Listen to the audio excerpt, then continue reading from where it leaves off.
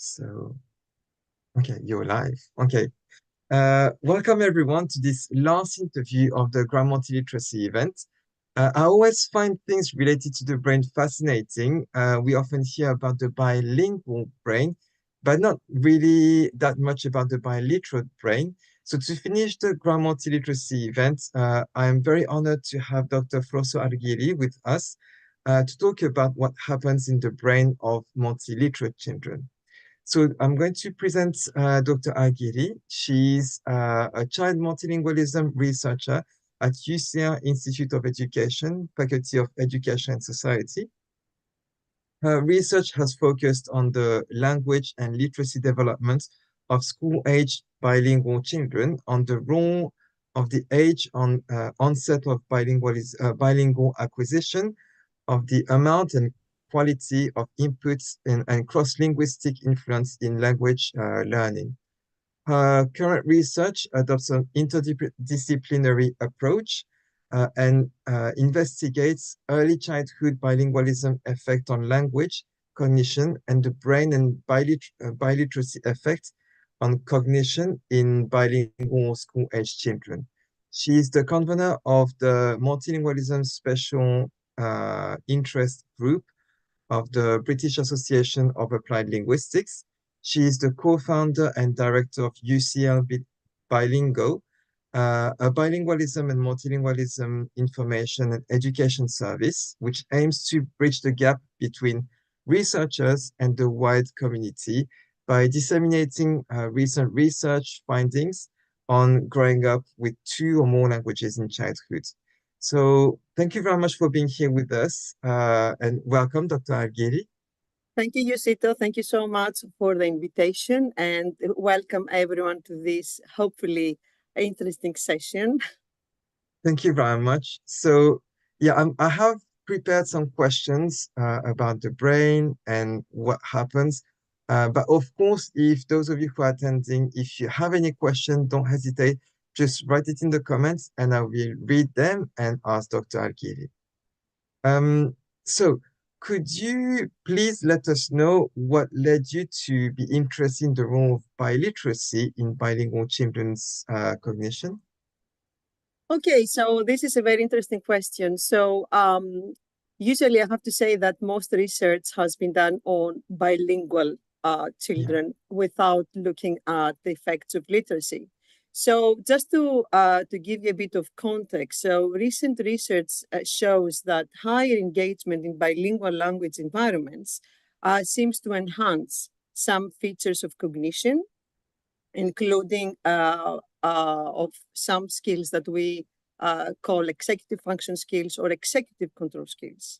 So executive control or executive function skills are these type of skills that are needed to manage cognitive resources during tasks such as, for example, focusing attention and ignoring distractions.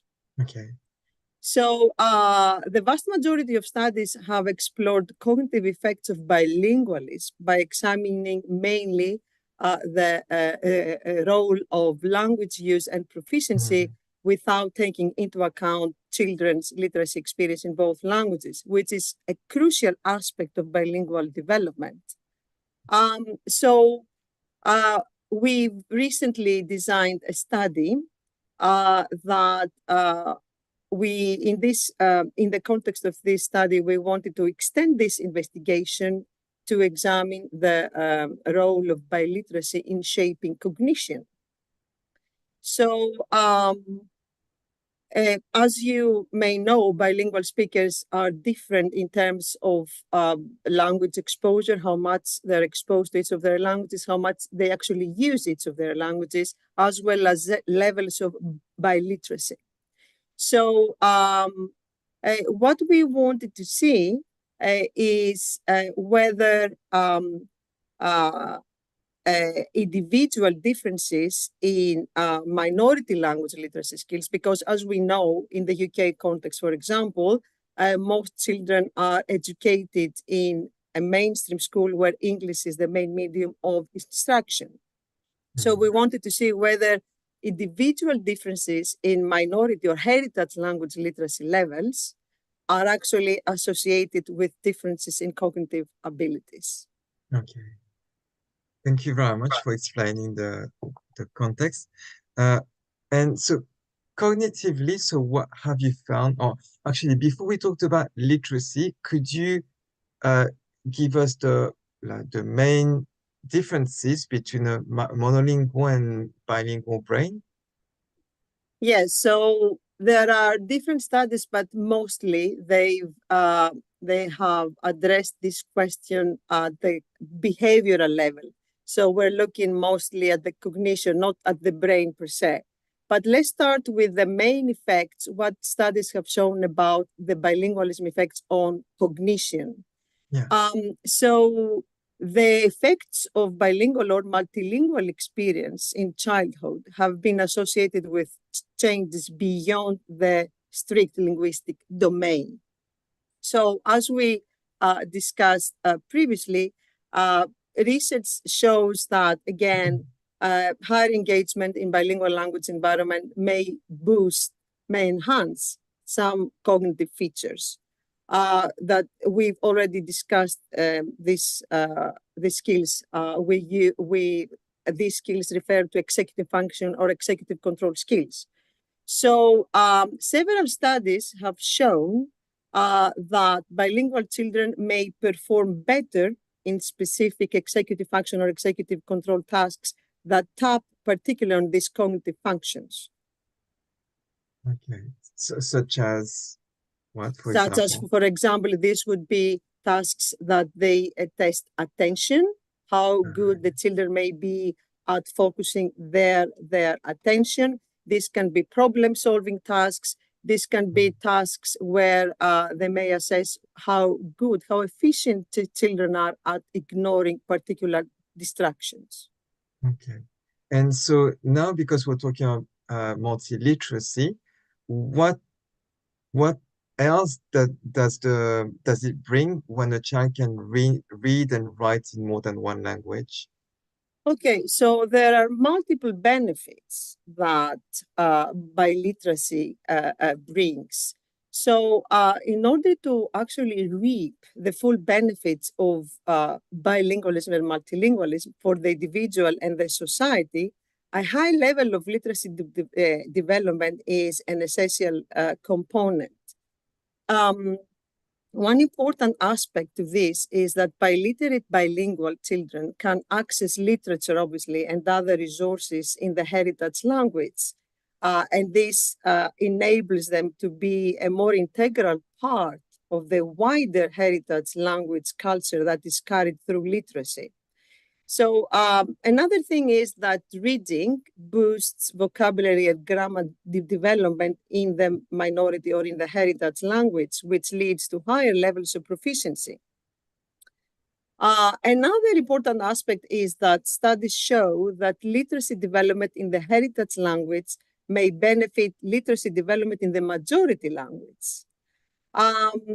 And if we're looking at the cognitive aspect, I have to say that there are very few studies. There's limited research on the cognitive effects of biliteracy. So, but I've already introduced our recent study on the cognitive effects of biliteracy in school-age bilingual children in the UK. So we found that better biliteracy decoding skills, so it's their ability of decoding both English and Greek. These are the language that we focused on. Their better biliteracy decoding ability was associated with enhanced efficiency in inhibiting irrelevant information. You remember we talked about different executive function skills and different tasks that we use when we want to assess cognitive effects of being bilingual or biliterate. So we looked at these particular tasks, and this is what we found.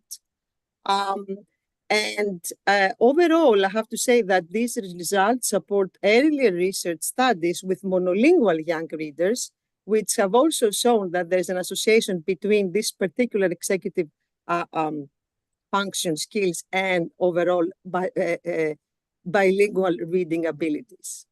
Okay, so it's good to hear that. Well, I guess it's the same as for speaking, but one being able to read in one language can boost the literacy in another language as well. Exactly. And because English and Greek have different scripts, we can see that having different script doesn't confuse children or anything. They're both alphabetic languages, obviously, but they have different. Yes, there are differences in the letters, in some letters, of Yeah, course. But this is a very encouraging finding because many people are actually concerned about introducing literacy skills, about cultivating literacy skills in the minority language in case this may cause problems for children's acquisition of literacy skills in the school or the majority languages. yeah. So other studies have also shown this, that cultivating and developing reading skills in the minority language can actually boost and support development of literacy skills in the majority or the school language. Okay. And can I ask some details about this research about, for example, the age of the children and Yes, these were children 8 to 11 years old, and these are English Greek ah, bilinguals that they are attending a mainstream English speaking school, and they have literacy abilities in both Greek and English. okay. So it's all children who attend like a Saturday school in Greek, but who go, It's the supplementary school in Greek, yes, or a complementary school in Greek. This is where they have acquired their literacy skills. But there are other studies, again on English Greek bilinguals, another recent study that showed that that the children who had good literacy skills in Greek actually had good literacy skills in English too, with some differences, obviously. I'm not going to go into detail, but the overall message is that, as I said, developing strong literacy skills in the minority language actually does not cause any problems for the acquisition of literacy skills in the majority language. that's really encouraging. And so I'm going to ask you a question based on my own experience when I was a child. I know I went to an international school, and there I remember actually, my mom told me later on, but apparently, so in different sections, so we had Japanese, English, German, Italian, Spanish, and Polish. So we had just Japanese that had a different script, but all other languages, the teachers were told, let the children, so in year one, let them learn to read first in French before you introduce the literacy in the home language. But in Japanese, because it was a different script, they said you can go ahead because it's different script, so it's not going to confuse them. But is there any scientific research done on this to say you need to delay or it can be at the same time because it can That's a confuse a very lot? good question, Yoshit, a very good question. And what we know from research is that irrespective of usually we've seen benefits from, I'm going back to what we said about how literacy skills may be transferred from one language onto the other Yeah. language. So what we see is that this does happen, that reading skills acquired in one language do transfer in the other language. So we've seen studies show that this may mainly, for example, if a child acquires two alphabetic languages, we may see this effect that is more evident in this context. Nevertheless, there are studies, for example, I remember some studies on Korean English bilinguals and Chinese English bilinguals, where we've seen that literacy skills, for example, such as metalinguistic awareness, which is a skill that is about, it's the ability that children have about uh, um, uh, talking about how language works, for example. So such skills or other more kind of broader reading skills can transfer from one language onto the other language. So having said that, we know, for example, from bilingual education programs Yes, and what bilingual education programs do essentially is that they introduce, usually there are these 50-50 immersion programs where you have both, that the children are taught subjects in both languages and literacy as well. So, and what we know, that there is research, for example, from this type of educational settings, where we see that these kind of programs usually lead to higher language and literacy outcomes at no cost to academic achievement. So, and what we've seen from such studies is that academic achievement of immersion students is actually the same, is equivalent to that of non-immersion students. So I would say that judging from these studies, from the findings of these studies in bilingual education programs, we could infer that it's fine and it's absolutely that there's no problem in introducing literacy in both languages at the same time. Oh, thank you. That's encouraging. So there can't be any confusion at whatever stage we introduce the language. And so we understand that it's beneficial for children to be able to read in different languages, but I was wondering, and I know there is little research on biliteracy, but are there any impact that can be observed from whether a child reads a lot for pleasure or reads uh, without wanting to? So, for example, if they go to a school and they have to read, rather than as opposed to when they read a lot at home, is there anything related to the emotions, or doesn't have any impact on the benefits? For the emotions, you said, or Yeah, so I mean, for example, if a child wants to read, maybe they're going to be more involved and more yeah, motivated. okay, I see. And if they're forced to read, they're going to be more reluctant.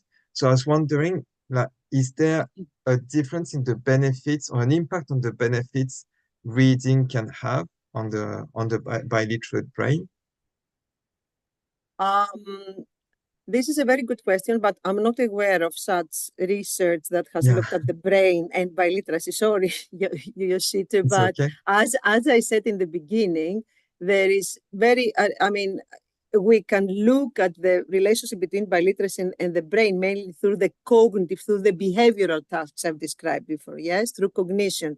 So hopefully, if we discuss about this, this is one of my teams, of my collaborators at UCL actually dream to actually, and aim, not only a dream, but it's an actual aim to hopefully carry out such a study to look at these effects between biliteracy and the brain. But to answer, I would try to answer this question. I mean, but I will approach it from a different angle, if I may. Yeah, So, that's fine. Yeah. acquiring literacy skills in different languages does not only support, this is what we know, children's academic achievement, but this also gives them a fantastic opportunity to access stories and knowledge in different languages. Especially if we're talking about bilingual children that they are schooled in a majority language, and then they have another one or more heritage or minority languages at home. So children overall are more likely to develop, these children, high literacy skills in a given language, in the one of their heritage languages or in all of them, if they are exposed to this particular language frequently. Yeah. So as we know, as is the same with the monolingual children, practice in acquiring reading and writing skills is very important. So things that could, a factor that could possibly, could imagine interfere with this particular benefit is obviously if children do not have enough exposure or a lot of exposure, for example, to literacy practices at home. When children are very young, is important to for them to be exposed to different literacy materials. So what we know is that positive experience with books at a younger age seems to boost children's ability to decode faster. Yeah. So they're much more efficient when they're acquiring these first stages of reading, which is decoding. And this motivates them even more. So one thing then is frequency of exposure. The other thing is for parents to make sure that they establish strong home literacy practices so that children are exposed to books. In terms of, as I said, the more the children are exposed, the better they have a much more positive attitude towards reading. So the better decoders they will be, and this will actually motivate them even further to explore reading in this other language too. And then if it's about the setting, if it's at school, at home, or depending on the educational setting. For example, we've already discussed about bilingual schools and bilingual education. Obviously, there where it's the frequency, the factor frequency comes into play. So because the children there need to acquire literacy skills at a high level in both languages. So obviously, this will boost their language abilities. It will boost their vocabulary abilities. It will boost their literacy skills too. And then we assume that the higher the biliteracy level, and this is what, as I said, what we found in our study, this was associated with cognitive benefits. So the higher the biliteracy level, the better the benefits in this respect. So I would assume that environments that they kind of boost this type of more frequent exposure would be more beneficial. Yeah. Okay. Yeah. So having this culture at home where children or see books as something that they want to explore, so they read more on their own. Obviously, yes. You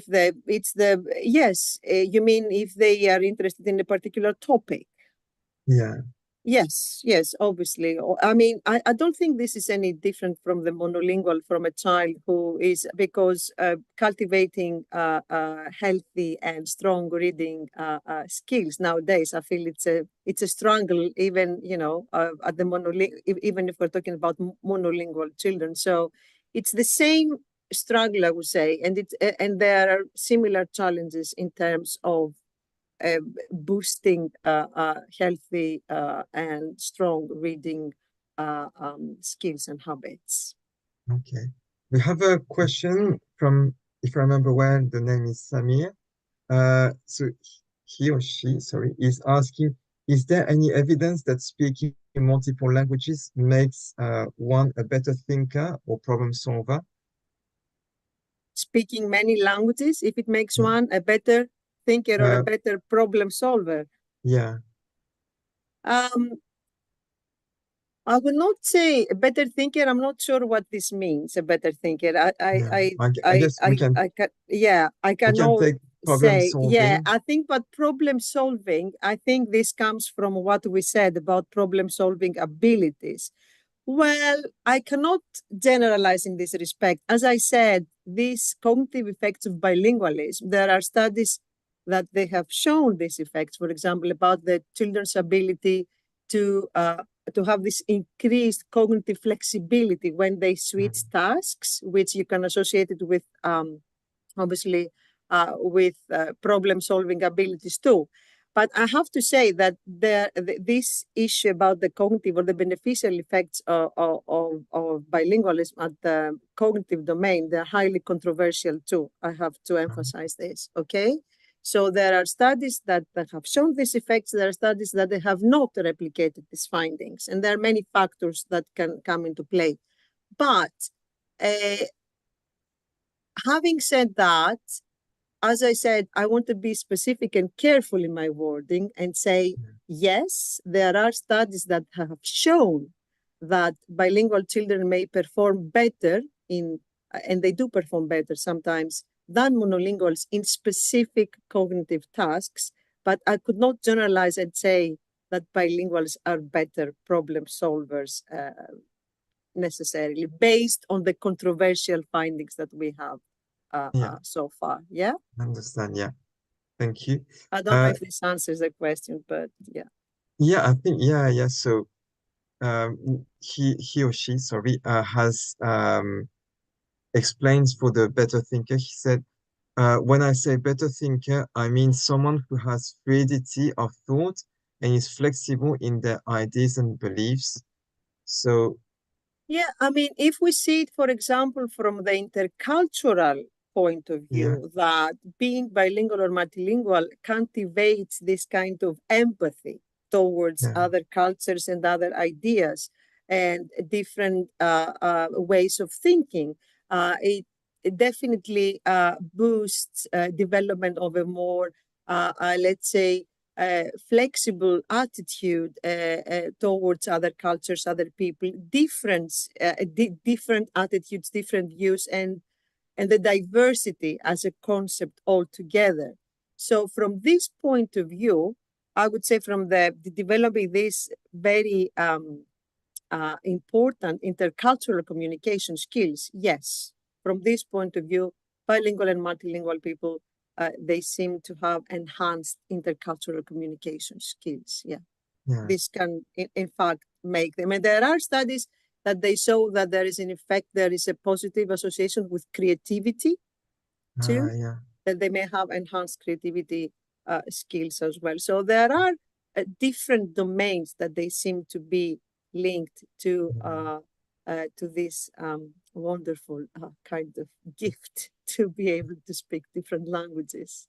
yeah. And I feel like from personal experience, I feel like, for example, being bicultural, not necessarily just bilingual, bicultural, Mhm. when I was a child, I could have some, I knew things that were happening in Japan, things that were happening in France, and sometimes knowing that it was done in different way in another country gave me either to be, help me be more accepting about differences, but also in terms of creativity, understanding that things could be done in different ways. So maybe more than speaking different languages, is being familiar with different cultures that can help us in this domain. Absolutely, absolutely, Yoshito. This is a very important aspect. Yes, indeed, a very Okay. important aspect. And so Samir, I did another question is there any connection between math and language skills? I believe some connection has been found between music and math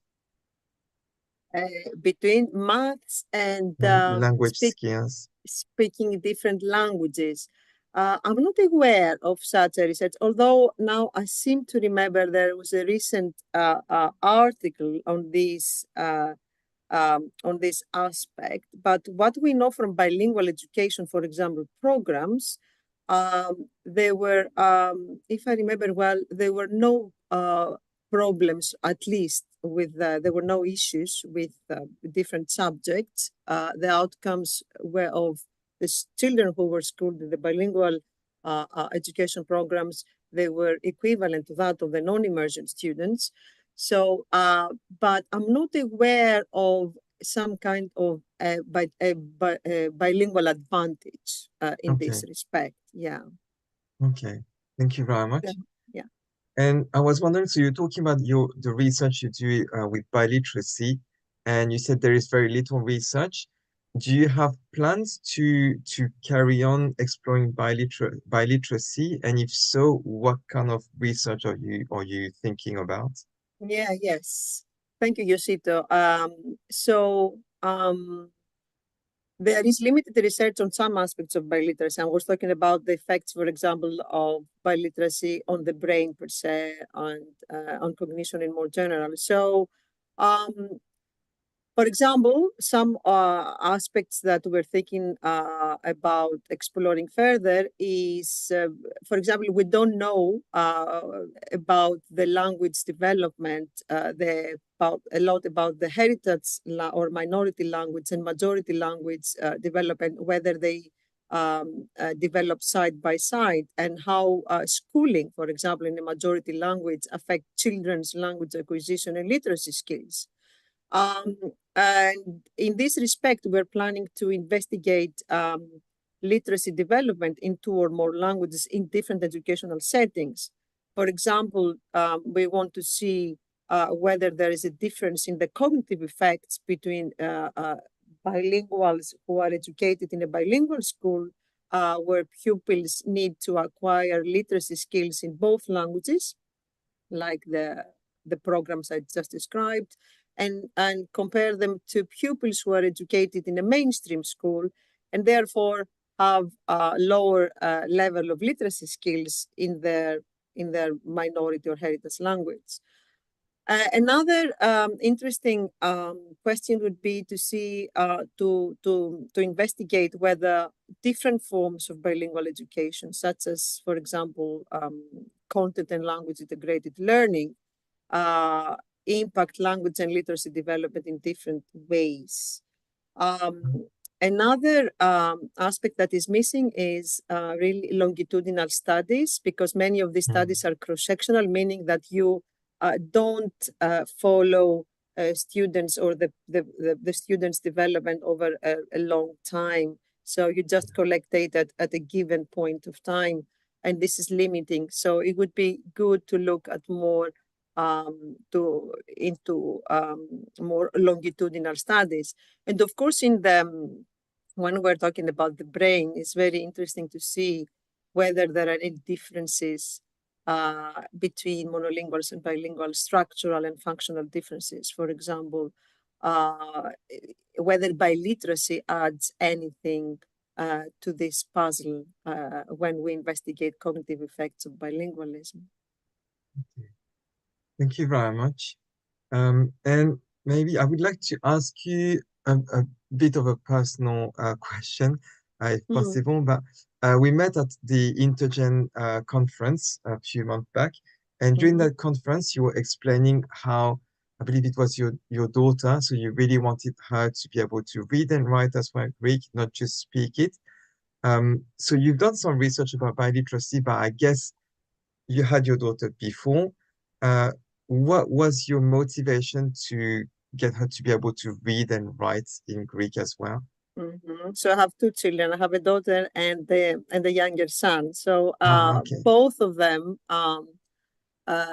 actually are multilingual. So a bit of context. So the difference in my case is that both of my children were born in Athens, in Greece. Yeah. So when we came to the UK, my daughter was 6 years old and my son was 3 years old.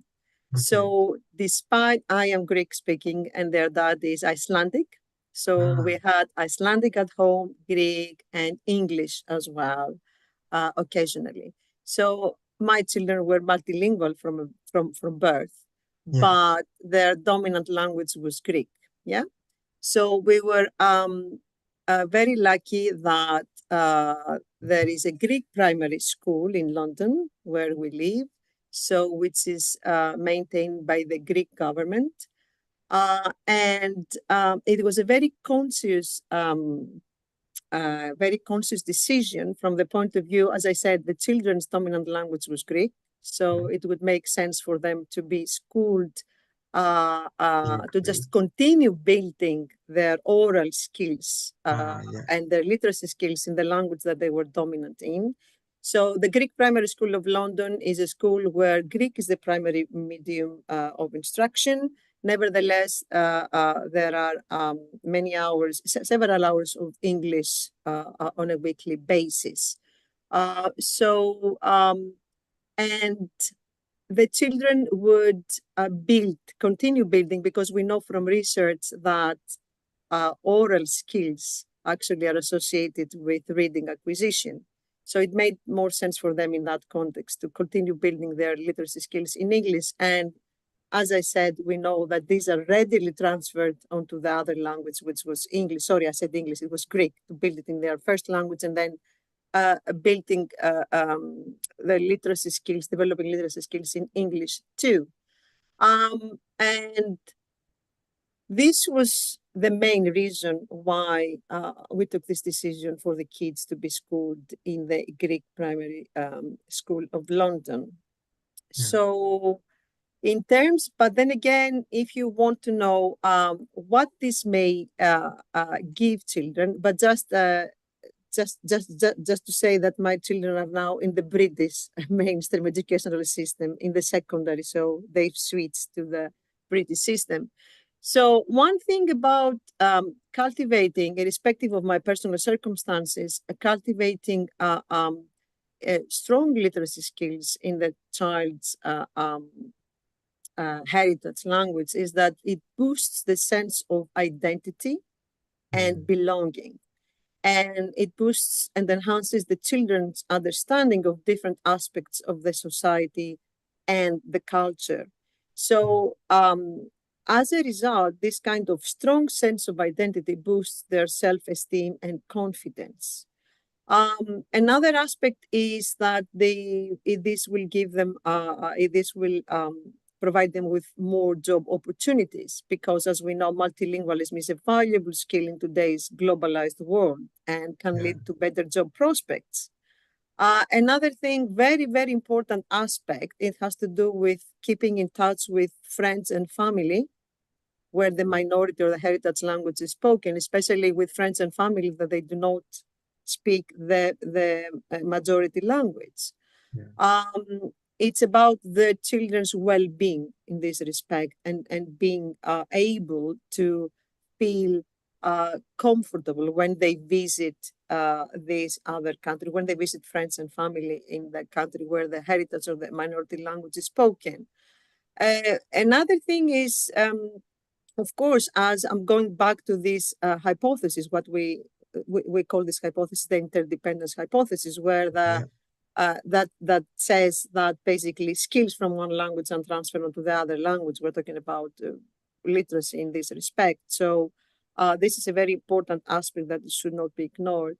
And of course, children can have access to literature in this other language, newspapers. They can use social media efficiently when they communicate with their friends and family back home. So there are a lot of benefits that we can think about cultivating literacy in the heritage language. Yeah. It brings a lot more than just for the brain, but for their lives in general. Exactly. This is what I'm saying. One aspect is the brain, obviously, that we want to explore more. Yeah, true. But as I said, I've shared with you some findings which is from the cognitive aspect of view, which is still the brain, but it's not the actual MRI picture that we would analyze. But still, it does give us some information that there may be something there that literacy acquires an extra layer, if I may say. So, but it's the what I'm trying to say. There are many other benefits that biliteracy brings to a child's life. So I've tried to just given you different perspectives in this respect. But definitely, even if you see it from the developmental point of view, as I said, reading boosts their linguistic skills too, because they are going to, we know from research that children and all of us acquire vocabulary through reading. So they're about to encounter words that we may not use when we talk to them, or they are actually, when books or other literacy materials, they usually include kind of more complex grammatical, morphological, and syntactic structures. So they will be exposed to other grammatical forms that, again, we are not likely to use when we talk to them.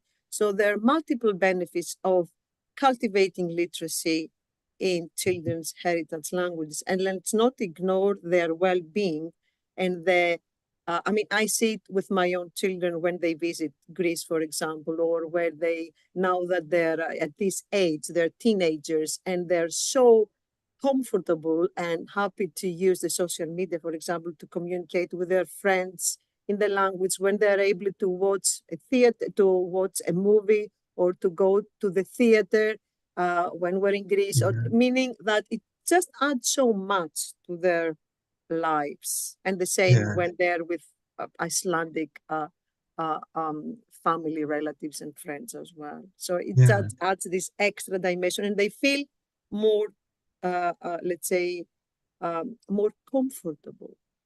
yeah. I think it's true that what you say about acquiring new words that we don't use generally, because when that's what makes the biggest difference when they're children, young children, we don't see much difference between like our children who are growing up in England, for example, and those who are growing up in the country. Mm-hmm. But when they are teenagers, there can be a big gap if we don't do anything about it and leave, we just speak with them, but books can bring a lot in. And I have another question Mm-hmm. from Samir. Yeah, I'm not missing. Yeah. So, are either of you aware of online multi-literate groups for families? We live in Austin, and it isn't particularly easy to meet such families. For example, there are 85 kids at my child's school, and I think I've only met 3 or 4 families that speak multiple languages. So for Facebook groups, I know a few, but do you want to maybe mention some you know? About families that in the States or in general? In Uh, general, I I guess mean, this person is based in the States, so they're asking, but no, they are saying online multi-literate online. groups. Multiliteracy, I'm not aware, I'm afraid. No, I'm Yeah, not aware of particular, but there are different groups, I suppose, but I'm not, I mean, multilingual or bilingual families, but about literacy per se, I'm not yeah, aware. I'm not aware about, but I suppose any of these online bilingual groups are about families that they would, it would be a good, but I understand this is a struggle, and this is depending on where you're based. But now obviously with all this online material that is available, and there are audio books too, I suppose, or in yeah, different languages, and depending of course on the language, yeah, because as we know there may not be um, as you know, Yosito, there not, may not be that many multilingual books or yeah, bilingual books available, or yeah. I mean, there are in some languages, but not in all languages, unfortunately. So one group I could suggest. So it's called Multilingual Families. It's a Facebook group. I know this, Um, yeah, I know them, yeah. yeah, so it's not necessarily multi-literate, but Yeah, so yeah. Uta Mhm. Limaharibot, who created this group, I know she's preparing more resources for multi-literacy. So because I guess the children, maybe parents first join the group when they have young children, but then they grow up and then literacy becomes a Mhm. question. Mhm. So, Sami, if you're looking for a group to exchange with parents, maybe so Uta's group, so which is multilingual families, Mhm. can probably give you some contacts with other people around the Mhm. world. I'm mainly interested in meeting other multiliterate families so we can Yeah. exchange ideas and learn from each other. So, yes, Samir, so Yeah. if you Mm. join this group, um, I have I know another one, but not from the top of my head. I I can know probably, several as well, Yosito, but I cannot yeah, remember. Oh, if Samir, emails us, if she or yeah would like to email us, but the main thing to do is to keep reading to the child. As I said, is very important for them to be surrounded by all these different literacy materials. So, and then just read to them if they're young. I don't know how old her children are, but and what languages they're thinking about. But the most important thing is for them to be exposed and continue to be exposed in different ways. Yeah. And so Samir is asking just if we can clarify the difference between multilingual and multiliterate. So Mhm, multilingual, we think more about speaking. mhm. Multiliterate, it's more about reading and And writing. writing. Mhm. Yeah, but if Samir, you're looking for families for multilingual, then actually I'm going to leave in the description some links to groups Mhm. that I'm part of and I think are quite good. So you can have some references and groups to join. I am sure that these, especially multilingual families and other groups, I mean, these are there should be resources available when we're talking about literacy in the heritage language. But we have also, I'm a member of the we have the heritage language education. Let me see here, the heritage language Oh, yeah. education network, which is we have some resources here. So I can put it here and see if If it may it's be of interest. links, yeah. Not If to. I mean, it's not about other groups per se, but you may find some interesting. Can I send it to resources, you, Yoshito, yeah, afterwards? you Or can send them to me. I can put them in the description. yeah, okay. So I can send it to you.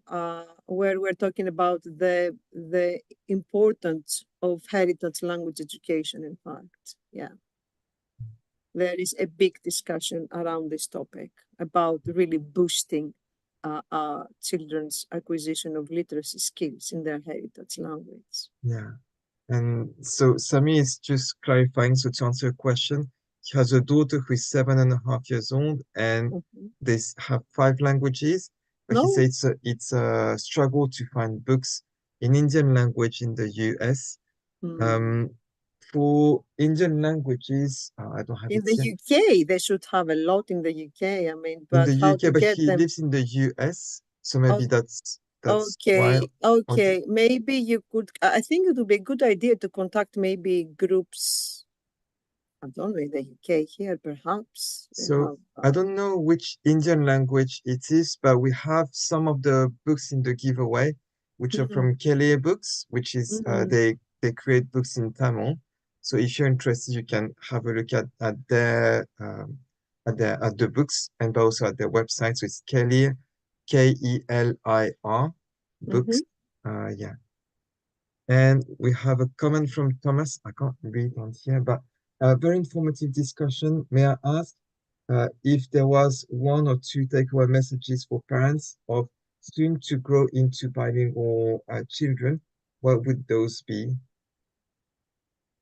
For parents, sorry, Yoshito, I just missed So, the yeah. final part. So Yes. parents who are soon to grow into bilingual children. So maybe they're babies and they don't speak yet, or yeah, what are the Uh, messages you want to oh, give? okay. The main thing, thank you for the question, Thomas. And it's a fascinating journey. It's a long journey. I'm not going to lie to you and tell you it's easy. It needs a lot of enthusiasm, a lot of commitment on your behalf, a lot of motivation. So there are a lot of resources in this respect. And on our bilingual page, we do have some resources for parents overall, but there are other places as well.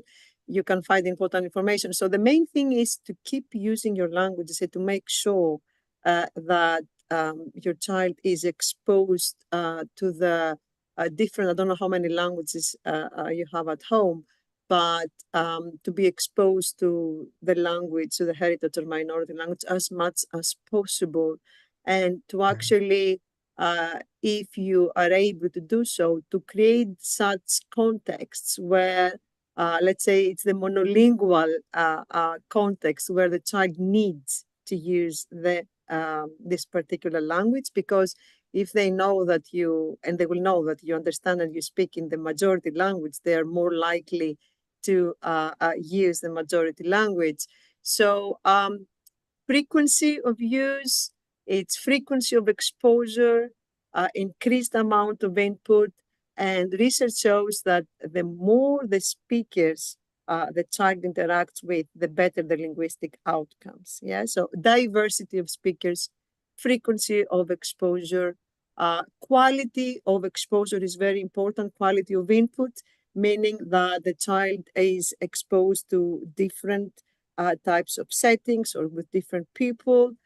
These are all very important aspects. And of course, as I said, hard work, commitment, and to have realistic expectations too, because most children are usually dominant in one of their languages. So usually it's the majority language or the school language. And even if they're dominant in their preschool years in their home language, you will see when this changes when they start attending school, where the language dominance changes. It's a dynamic concept, really, dominance. So which does change, it just depends on the setting, on the context, on the circumstances of exposure.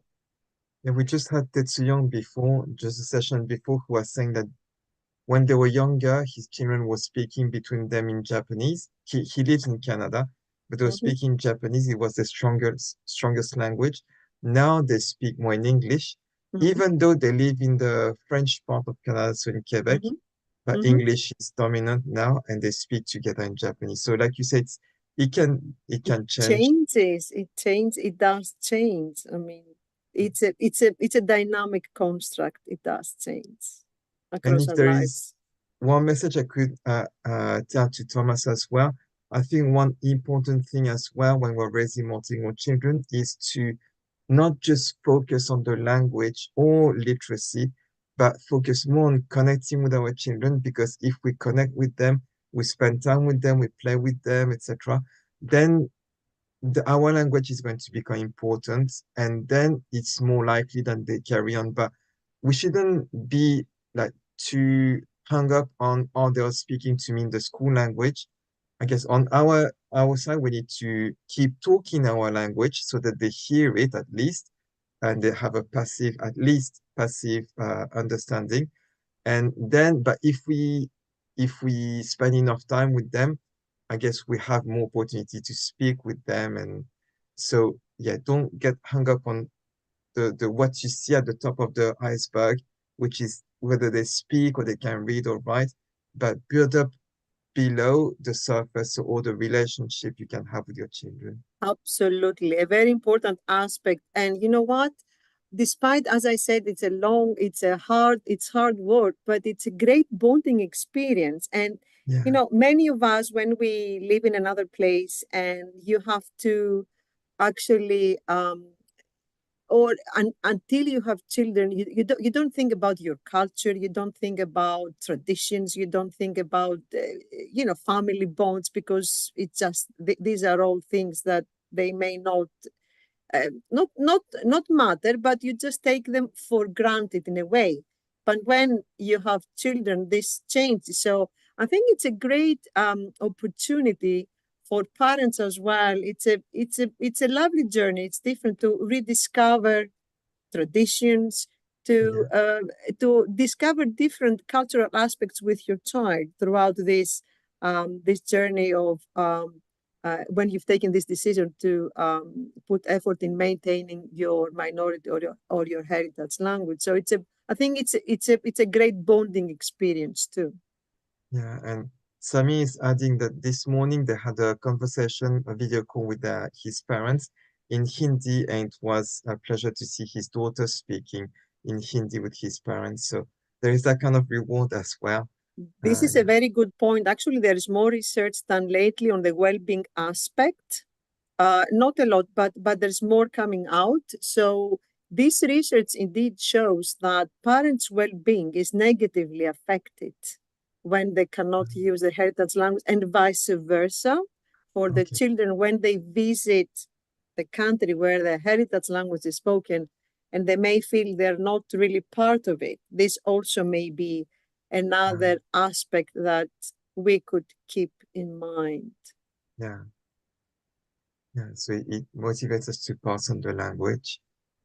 Yes, yes. And I know we all talk about this, and you're talking about India and all these different, we talk about this and we are in Europe or we are in these parts of the world, that we were all brought up in kind of monolingual communities or Yeah. societies or countries, despite all the language. For example, in London schools alone, it is estimated that around 300 languages are spoken. So what I'm trying to say, but in other parts of the world, multilingualism, it's the norm. And Yeah. actually, multilingualism is the norm in most parts of the world. So look at Africa, look at India and other countries where it's just a part of people's identity to be multilingual and to use different languages on a daily basis. Yeah. Thank you very much for these very nice words and this conversation about multiliteracy and the brain, but also to remember that it's not just about what happens in the brain, it brings so Exactly. much more to children. So much more to it. So much more to it. Exactly. Thank you, Yoshito, for the invitation. Very happy to be part Thank of this session. thank you very much. And thank you very much for those of you who have been following us live. And yeah, so we're going to have just a conclusion session in about 15 minutes, just to recap everything and just to finish this event. But thank you very much again, Froso, for being here with us today. And thanks to everyone who just made time to watch this event today. Yeah, thank you very much. Thank Bye, you. everyone. Bye, Froso. Bye. Thank